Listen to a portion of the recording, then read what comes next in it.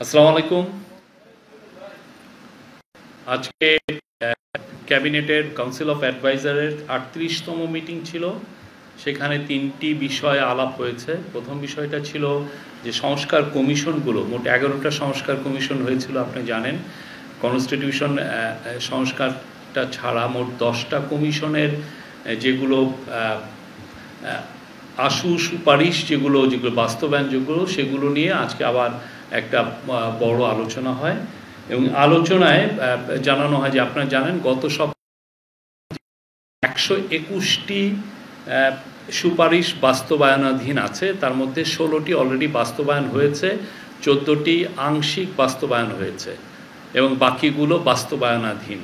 তো আজকে আরও জানানো হয় যে আরও 246টা অতি গুরুত্ব 246টা আশুকরণীয় রিফর্ম আরও এসছে, এগুলো বাস্তবায়নাধীন, এটা জানানো হয় ক্যাবিনেটকে।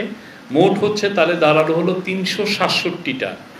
367টার মধ্যে 37টি অলরেডি বাস্তবায়িত হয়েছে। আমরা আপনাদেরকে একটু পরে এই প্রেস কনফারেন্সের পরে এটার লিস্টটা আপনাদেরকে আমরা শেয়ার করব। তো এটার মধ্যে নতুন যেগুলো 246টা এসছে, তার মধ্যে 82টা ছিল লেবার নিয়ে। আজকে লেবার যিনি অ্যাডভাইজার ব্রিগেডিয়ার সাখাওয়াত হোসেন, উনি জানিয়েছেন যে তার 82টার মধ্যে অনেকগুলোই খুবই ফাইনাল পর্যায়ে আছে বাস্তবায়নের, কিছু কিছু অলরেডি বাস্তবায়িত হয়েছে। নারী কমিশনের 71টি আশু বাস্তবায়নের জন্য লিস্টিং করা হয়েছে এবং অনেকগুলো অলরেডি এটা নিয়ে কাজ হচ্ছে। এলজিআরডির 37টি, হেলথের 33টি এবং ইনফরমেশনের 23টি মোট। এগুলো আবারও বলছি, 37টি ইমপ্লিমেন্টেড হয়েছে, 14টি পার্শিয়ালি ইমপ্লিমেন্টেড হয়েছে এবং 316টি বাস্তবায়নাধীন অথবা পর্যালোচনার পর্যায়ে আছে। আমরা আজকে এটা নিয়ে চিফ অ্যাডভাইজার আবার বলেছেন, অন্যান্য অ্যাডভাইজারও বলেছেন, এটার বিষয়ে আরও জোর দেওয়া হয়েছে এবং এটা আগামী মিটিংগুলোতেও এই বিষয়ে আর কি অগ্রগতি হয়েছে সেগুলো আগামী মিটিংগুলোতে এটা সবাইকে আপডেট করা হবে। আমরাও আপনাদেরকে সেই অনুযায়ী আপডেট করব। আজকে তার মধ্যে আজকে বলা হয়েছে যে সমস্ত সুপারিশ, লো হ্যাঙ্গিং ফ্রুট, আপনি জানেন যেগুলো খুব দ্রুত বাস্তবায়ন করা দরকার, সেগুলোর ব্যাপারে এমফাসিস দেওয়া হচ্ছে যে খুব দ্রুত যেন এটা বাস্তবায়ন করা যায়, আশু বাস্তবায়নাধীন যে 367টার মধ্যে।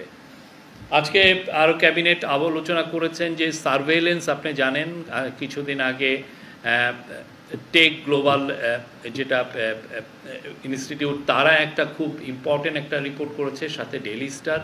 তো সার্ভেইলেন্সের ইকুইপমেন্ট আপনি জানেন যে এটা আগামী গত গভর্নমেন্টের সময় কিছু হিসাবে আসছে প্রায় $300 মিলিয়ন, কেউ বলছেন প্রায় $200 মিলিয়ন সার্ভেইলেন্স ইকুইপমেন্ট কেনা হয়েছিল এবং পুরো জিনিসটা আমরা যেটা রিপোর্টে আমরা পড়ছি, যেটা টেক গ্লোবাল ইনস্টিটিউটের 70 পেজের যে রিপোর্ট সেখানে এবং ডেইলি স্টারের রিপোর্ট, এখানে পুরোপুরি স্পষ্ট যে গত স্বৈরাচার সরকার বাংলাদেশের নাগরিক অধিকার হরণের জন্য এই সার্ভেইলেন্সের যে ইকুইপমেন্টগুলো সেগুলো স্পাইওয়্যার তারা ইউজ করেছেন এই অবৈধ নজরদারি করার জন্য এবং আপনার ফ্রিডম অফ স্পিচকে আপনার যে আমাদের যে কনস্টিটিউশনে আমাদের যে গোপনীয়তার যেই রাইটটা দেওয়া হয়েছে সেটাকে তারা খর্ব করেছেন।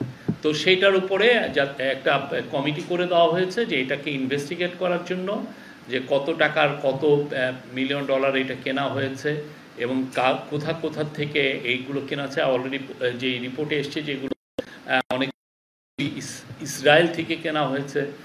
তো এই পুরো বিষয়গুলো তারা খতিয়ে দেখবেন, সেগুলোর উপরে এটার প্রধান থাকবেন হচ্ছেন আমাদের special adviser on post, telecommunication and ICT affairs Faiz Tayeb Ahmed.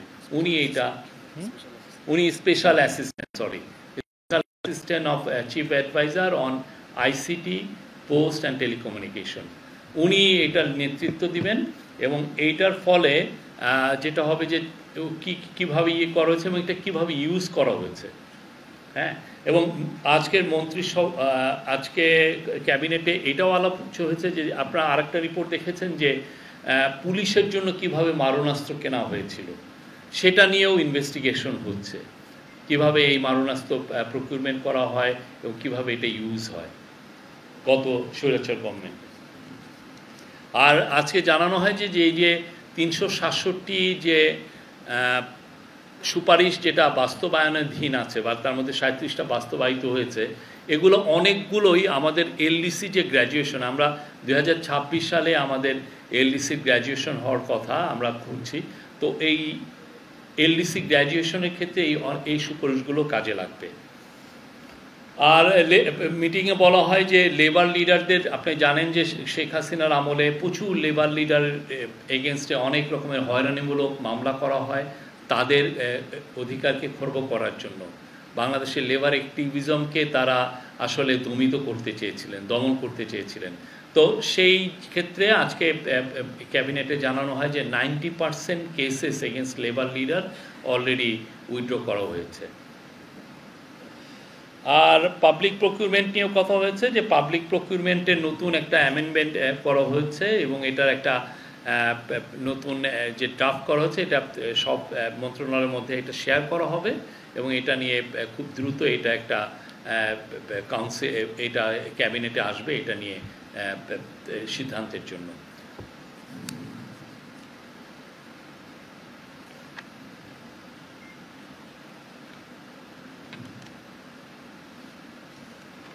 এই ছিল আমাদের আজকের এই বিষয় নিয়ে আলাপ। আর অন্যান্য বিষয়ে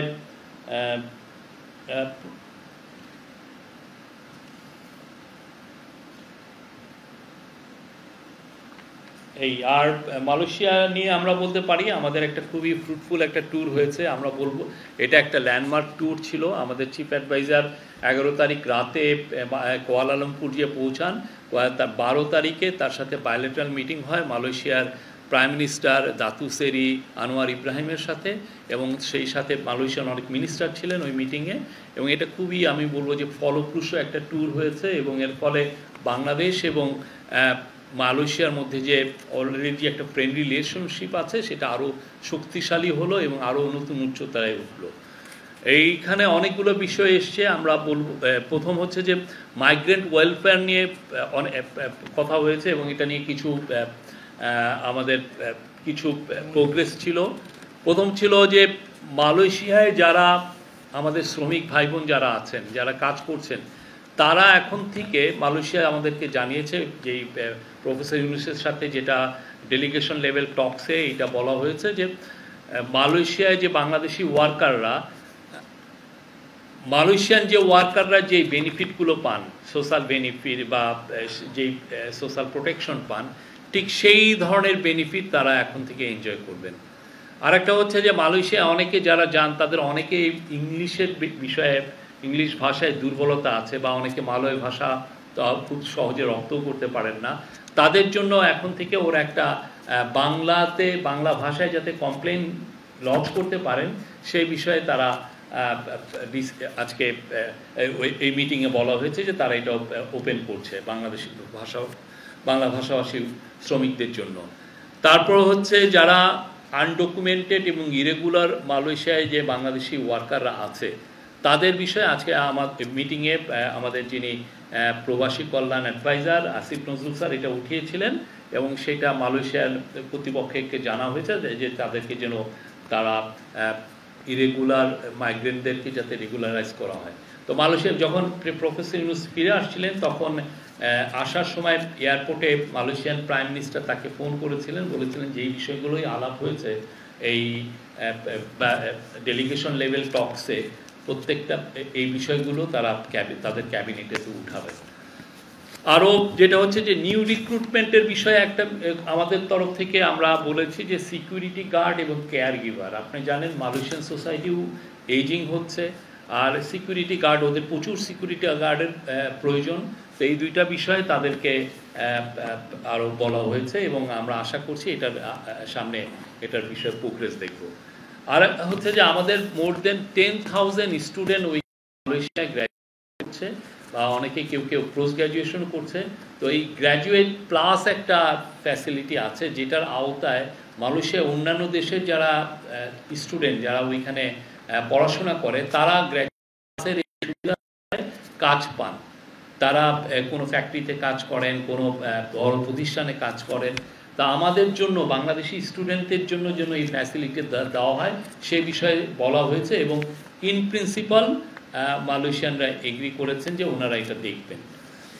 আর এর ফলে যেটা হবে যে মালয়েশিয়া আপনি জানেন, আপনার এখানে মালয়েশিয়া কিন্তু সেমিকন্ডাক্টর ইন্ডাস্ট্রি খুবই ভাইটাল একটা ইন্ডাস্ট্রি। এইখানে কিন্তু Malaysia tense of billions of dollar সেখানে ইনভেস্ট। প্রতি বছর তাদের অ্যানুয়াল ইঞ্জিনিয়ারেরই ডিমান্ড হচ্ছে 6000। তো আমরা আশা করছি আমাদের যারা শিক্ষার্থী ভাই বোন ওইখানে পড়াশোনা করেন তাদের জন্য এটা হাই স্কিল যে ওয়ার্কের একটা বড় দুয়ার উন্মোচিত হবে। আর বাংলাদেশের যে ডিগ্রিগুলো আছে সেটা যেন মালয়েশিয়া একসেপ্ট করে সে বিষয়ে এটা নিয়ে কথা হয়েছে। আর ট্রেড অ্যান্ড ইকোনমিক্সের বিষয়ে মালয়েশিয়ার সাথে আমরা খুব দ্রুত এফটিএ নেগোসিয়েশন করব। এফটিএ হচ্ছে ফ্রি ট্রেড এগ্রিমেন্ট। আমাদের থেকে আমরা প্রচুর মালয়েশিয়ার থেকে মোর দেন $3 বিলিয়ন মতো আমরা খাদ্যপণ্য এবং অন্যান্য প্রোডাক্ট ইম্পোর্ট করি, আর মালয়েশিয়া আমাদের থেকে কিছু ইম্পোর্ট করে। তো আমাদের মধ্যে যাতে ট্রেডটা আরও বুস্টিং হয় সেই জন্য এফটিএ নেগোসিয়েশনটা আমরা খুব দ্রুত করব। আমরা অলরেডি আপনি জানেন জাপানের সাথে আমাদের এফটিএ নেগোসিয়েশন হচ্ছে, সিঙ্গাপুরের সাথে আমাদের এফটিএ নেগোসিয়েশন হচ্ছে।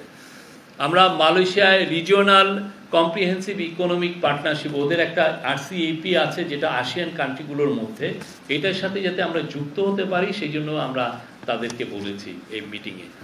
আর একটা খুব ইম্পর্টেন্ট সেটা হচ্ছে হালাল ইকোসিস্টেম। আমাদের দেশে ওয়ার্ল্ডের 3rd লার্জেস্ট মুসলিম মেজরিটি নেশন। তো দেখা যাচ্ছে যে মালয়েশিয়া মানে ওদের 35 মিলিয়নের দেশ আর আমরা সেখানে 180 মিলিয়নের দেশ। তো ওদের কিন্তু হালাল ইকোসিস্টেমটা খুব উন্নত। ওদের 14টা ইন্ডাস্ট্রিয়াল পার্ক আছে, মানে ইকোনমিক জোন আছে যেখানে হালাল পণ্য তৈরি হয়। হালাল কসমেটিক আছে, হালাল ফুড আছে, হালাল মেডিসিন আছে, সব ধরনের ইয়ে। তো আমরা ওদের কাছ থেকে চিফ অ্যাডভাইজার সরাসরি বলেছেন আমরা ওদের এক্সপার্টিস চাচ্ছি। আমাদের যে প্রতিষ্ঠানগুলো হালাল সার্টিফিকেশন করে তাদের ক্যাপাসিটি বিল্ডিংয়ের কথা আমরা ওদেরকে বলেছি এবং তারা খুবই রেসপন্ড করেছে। ওদের যে হালাল ইকোসিস্টেম যারা দেখেন তারা এসেছিলেন আমাদের চিফ অ্যাডভাইজারের সাথে, একটা বিস্তারিত একটা বড় মিটিং হয় এবং মিটিংয়ের মাধ্যমে আমরা আমাদের যেগুলো নিড তাদেরকে জানিয়েছে এবং তারা বলেছে খুব শীঘ্রই তারা বাংলাদেশে একটা দল প্রেরণ করবে। আমাদের এখানে কিছু ইস্যু আছে যে হালাল সার্টিফিকেশন কারা দিবে, এটা ইসলামী ফাউন্ডেশন দিবে নাকি বিএসটিআই যেটা শিল্প মন্ত্রণালয় তারা দিবে। সেই বিষয়ে প্রফেসর ইউনূস কিন্তু যাওয়ার আগেই নির্দেশ দিয়েছিলেন সংশ্লিষ্ট মন্ত্রণালয়গুলোকে যে এই বিষয়টা খুব দ্রুত যেন রিজলভ করা হয় এবং এটার জন্য আর আমরা ওদের কাছ থেকে চাচ্ছি, আমরা আপনি জানেন বাংলাদেশে অনেকগুলো ইকোনমিক জোন আছে, আমরা এমন একটা ইকোনমিক জোন করতে চাচ্ছি সেটা হচ্ছে হালাল ইকোনমিক জোন বা হালাল ইন্ডাস্ট্রিয়াল পার্ক। সেখানে হালাল পণ্য তৈরি হবে এবং এটার মূল সিংহভাগ আমাদের লোকাল মার্কেটে এবং বাইরে যাতে এক্সপোর্ট হয় সেটা। আমরা আসলে হালাল যে পুরো মার্কেটটা সেটা $3 ট্রিলিয়ন মার্কেট। আমরা চাচ্ছি যে এই মার্কেটে এই জায়গায় আমরা আমাদের জায়গাটা তৈরি করে নিতে। মালয়েশিয়া খুবই বড় প্লেয়ার, আমরা মনে করি যে আমাদের কোম্পানিগুলো যে এরকম সক্ষমতা অর্জন করছে খুব শীঘ্রই তারা এই বিষয়ে ভালো কিছু করতে পারবে। আমরাও ডিফেন্স কোঅপারেশন নিয়ে তাদের সাথে কথাবার্তা হয়েছে এবং আমরা আশা করছি যে এর ফলে দুই দেশের সিকিউরিটি এজেন্সিগুলোর মধ্যে নিবিড় সহযোগিতা হবে এবং নিবিড় সহযোগিতার ফলে যেটা হবে যে আমরা অনেক বিষয় নিয়ে কাজ করতে পারবো। কাউন্টার টেররিজম এটার মধ্যে অন্যতম। রোহিঙ্গা ইস্যু নিয়ে অনেক কথা হয়েছে। রোহিঙ্গা ইস্যু পুরো প্রফেসর ইউনূসের সাথে মূলত আনোয়ার ইব্রাহিমের 3টা মিটিং হয়। একটা হচ্ছে যে রেস্ট্রিক্টেড মিটিং ছিল, কয়েকজন অ্যাডভাইজার ছিলেন আর আনোয়ার ইব্রাহিম ছিলেন আমাদের একজন অ্যাডভাইজার এবং আনোয়ার ইব্রাহিম আর কয়েকজন মিনিস্ট্রি। আর একটা হচ্ছে 1-on খালি ওনারা 2জন ছিলেন। আর একটা হচ্ছে ডেলিগেশন লেভেল টকস যেখানে আমাদের পুরো ডেলিগেশন তাদের পুরো ডেলিগেশন, তাই একটা বড় মিটিং। এই 3টা মিটিং ছিল। তো এই 3টা মিটিংয়ে রোহিঙ্গা ক্রাইসিস নিয়ে আলাপ হয়েছে। এই রোহিঙ্গা ক্রাইসিস নিয়ে আমরা খুব শীঘ্রই 25শে অগাস্ট, আপনি জানেন এটা 8ম বার্ষিকী হবে এই যে রোহিঙ্গাদের যে ইনফ্লাক্স, যে 7.5 লক্ষ যে রোহিঙ্গা 2017 সালে আসলো বাংলাদেশে, সেটার বর্ষপূর্তি হবে 25শে অগাস্ট। সেই সময় একটা বড় আমরা ইন্টারন্যাশনাল কনফারেন্স করতে চাচ্ছি, সেখানে 50টার মতো ডিগনিটারিজ আসবে। আমরা আশা করছি আরও হাই অফিসিয়াল হয়তো বা 2-1জন ফরেন সেক্রেটারি লেভেল বা ফরেন মিনিস্টার লেভেলে কেউ থাকতে পারে। আর এটা কক্সবাজার হবে। এছাড়াও রোহিঙ্গা নিয়ে ইউএনের হোস্টিংয়ে একটা ইন্টারন্যাশনাল কনফারেন্স হচ্ছে নিউ ইয়র্কে, সেটা হলো 30শে সেপ্টেম্বর, যেটার ফ্যাসিলিটেটর হচ্ছেন হলো মালয়েশিয়া এবং ফিনল্যান্ড। আর আরেকটা বড় রোহিঙ্গা নিয়ে আরেকটা আমরা আশা করছি যে আরেকটা বড় মিটিং হবে হচ্ছে দোহাতে।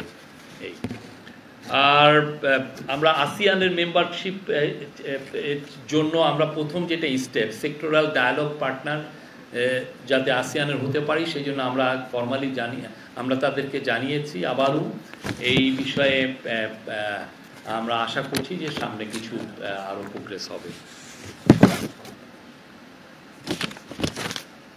এই ছিল। আর ইনভেস্টমেন্টে মালয়েশিয়ান, আপনি জানেন মালয়েশিয়া ইকোনমি ইজ বুমিং। মালয়েশিয়ার যারা কংগ্লোমারেট, তারা ওয়ার্ল্ডের some of them are quite big.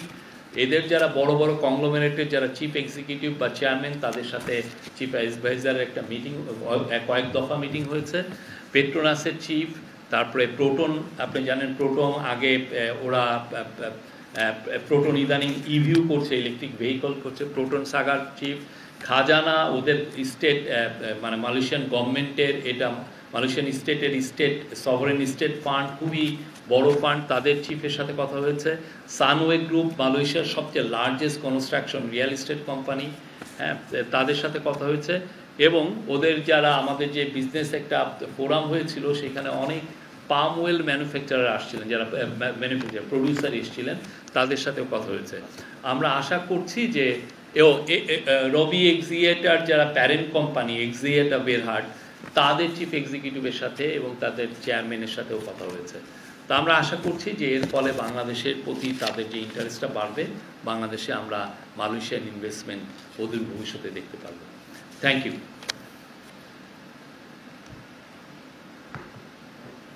আপনারা প্রশ্ন করতে পারেন। Thank you.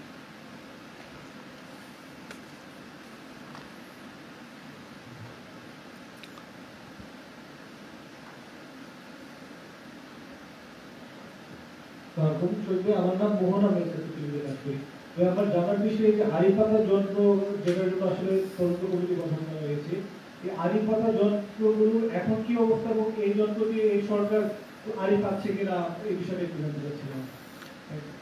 এই সরকার আনলফুল কোনো কিছু করছে না, এটুকু আমি বলতে পারি। কোনো আনলফুল কোনো কাজ করছে না। এবং এইটা যে আগের গভর্নমেন্ট কিভাবে এইটাকে আড়িপাতা কিভাবে ওরা ইউজ করেছে এবং আনলফুলি কিভাবে ব্যবহার করেছে, তার মানে প্রকিউরমেন্ট প্রসেসটা থেকে কিভাবে ইউজগুলো হয়েছে, পুরো জিনিসটা আপনার আমার কিভাবে নাগরিক অধিকার খর্ব করা হয়েছে, এই পুরো জিনিসটা এই কমিটি দেখবেন।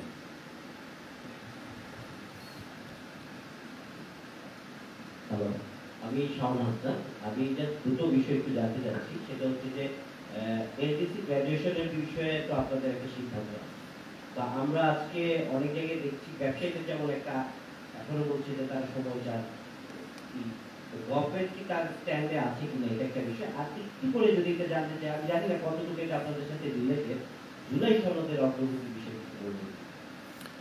আমি LDC graduation very much on. আমরা ওই 2026-এ এলডিসি গ্র্যাজুয়েশন হচ্ছে এবং আমাদের যিনি এটা নিয়ে দেখছেন, আমাদের special assistant on the finance affairs doctor Anisuzzaman Chowdhury, উনি এটা নিয়ে কাজ করছেন, ওনার টিম কাজ করছেন। কিছুদিন আগে এটা নিয়ে একটা বড় মিটিংও হয়েছে। আমরা আশা করছি এটা মানে আমরা রাইট অন টার্গেট, আমরা এটা হবে। আর জুলাই সনদ, এটা নিয়ে আমার মনে হয় যে ডক্টর আলী রিয়াজ এবং মুনির হায়দার, ওনারা এটা নিয়ে ভালো বলতে পারবেন আপনাদেরকে।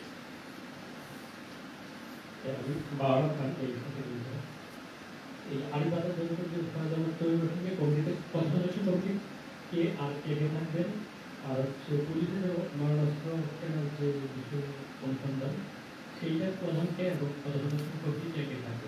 না, মারণাস্ত্র বিষয়ে এখনো কমিটি হয়েছে কিনা এটা বিষয়ে আমি এখনো জানি না, বাট ওইটার ফয়েজ আহমেদ তায়েব থাকবেন, আর এই বিষয়ে আরও দু একজন সিনিয়র অফিসিয়াল থাকবেন। এই যে আধিপত্য যন্ত্র কেনার যে অফিসটা সেটা কি বন্ধ করার বিষয়ে সরকার কোনো উদ্যোগ নেবে কিনা, কারণ যেহেতু সরকার নাগরিকের অধিকারের প্রতি শ্রদ্ধাশীল সেই পয়েন্ট থেকে। আমাদের এই কমিটি পুরো আড়িপাতার যে ইনফ্রাস্ট্রাকচার সেটা নিয়ে কাজ করছে। তারাই এই ইনফ্রাস্ট্রাকচার নিয়ে এটা কিভাবে আনলফুলি কি কাজ হচ্ছে এটা আগে ওনারা এই পুরো বিষয়টি নিয়ে খতিয়ে দেখবেন।